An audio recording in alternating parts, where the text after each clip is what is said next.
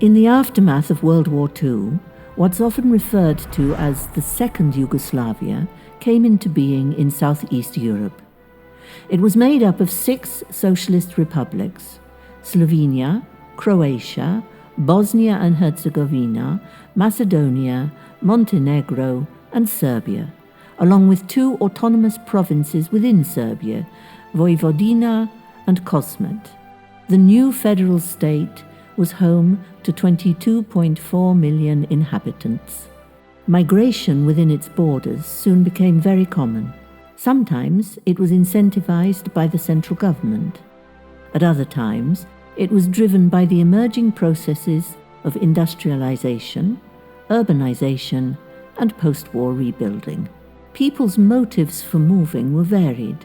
Some were looking for employment. Others were pursuing specialized education or independence, or were fulfilling professional requirements. Many were following their hearts. Some moved to join their spouses or family members. Others were in search of a change of scenery or new opportunities. Slovenia, the northernmost of the 6 federal republics, became a major immigration destination, especially in the 1970s. The years leading up to the dissolution of Yugoslavia brought Slovenian independence in 1991, followed by the Yugoslav Wars.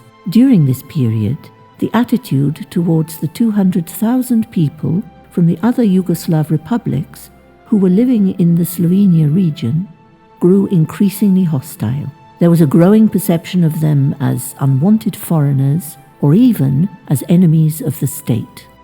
In the 1980s and 1990s, expressions of intolerance and exclusion started bubbling to the surface. Immigrants from the south of the country were mostly characterized as lower working class, and they were pejoratively labeled Čefuri and them from the bottom, for instance. They were also stigmatized because of the last letters of their surnames, and in general, they were treated as second-class citizens. The citizenship laws, which were either changed or passed in the 1990s in all of the former Yugoslav republics, were among the primary legal mechanisms behind the disintegration of Yugoslavia. At the same time, they deprived or excluded groups of citizens who lived in republics that weren't their country of origin. On the 26th of February 1992, 25,671 people of non-Slovenian origin were erased from the permanent residence records, losing all the rights they'd enjoyed up to that point. Frictions also arose within individual communities affected by the ideological conflicts and divisions of the Yugoslav wars, which were fought on and off for almost a decade. Homes that had been in families for generations were destroyed, and once familiar places became theatres of war and the sites of appalling war crimes. Personal and collective identities were weaponized by the warring sides, and the processes of belonging and exclusion became fraught with existential danger and entangled in what were often highly conflicting emotions.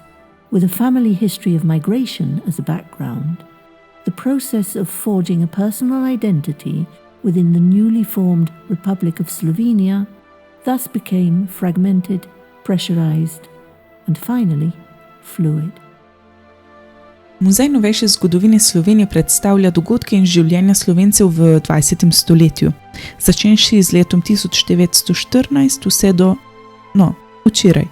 Osvetljuje bolj znane, kakor tudi manj znane dogodke iz novejše zgodovine, ter jih dopolnjuje z osebnimi zgodbami. V depojih lahko najdemo številno gradivo, brez katerega bi bilo raziskovanje in spoznavanje slovenske preteklosti zadnjega stoletja nemogoče. Muzejske zbirke so bile prvotno vezane predvsem na vojno in vojaško gradivo, Sčasoma pa so v depoje in pozneje tudi na razstave vse bolj prihajali tudi predmeti civilnega izvora iz vseh obdobij 20. stoletja. V okviru EU projekta Identitete na prepihu Muzej novejše zgodovine Slovenije dokumentira in raziskuje dediščino zgodb ljudi, ki so se na območje Slovenije preselili iz drugih jugoslovanskih republik v obdobju po drugi svetovni vojni, v času skupne države. Obravnavamo tako zgodbe priseljencev, kot tudi njihovih potomcev. Zgodbe smo zbirali na različne načine, z osebnimi intervjuji in odprtim pozivom. Tako smo pridobili približno 40 intervjujev priseljencev in njihovih potomcev iz območij Bosne in Hercegovine, Hrvaške, Makedonije, Srbije, Črne Gore in Kosova. Najstarejša pričevalka šteje 89 let, najmlajša pa 17. Povedno je to, da približno 10 od 40 pričevalcev je želelo ostati anonimnih. Razlogi so bili različni.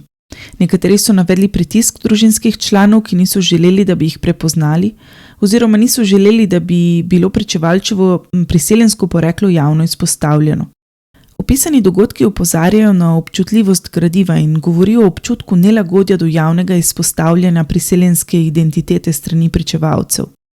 Kar nekaj pričevalcev govori o tem, da so bili tekom svojega življenja deležni stigmatizacije, stereotipizacije in diskriminacije zaradi svojega porekla. Še posebej so izpostavljali imena in priimke, še zlasti priimke na ič. Intenzivnejši incidenti so se po poročanju dogajali predvsem v 80. in 90. letih prejšnjega stoletja. V zadnjih letih pa opažajo tudi porast verbalne diskriminacije in žalitev na družbenih omrežjih.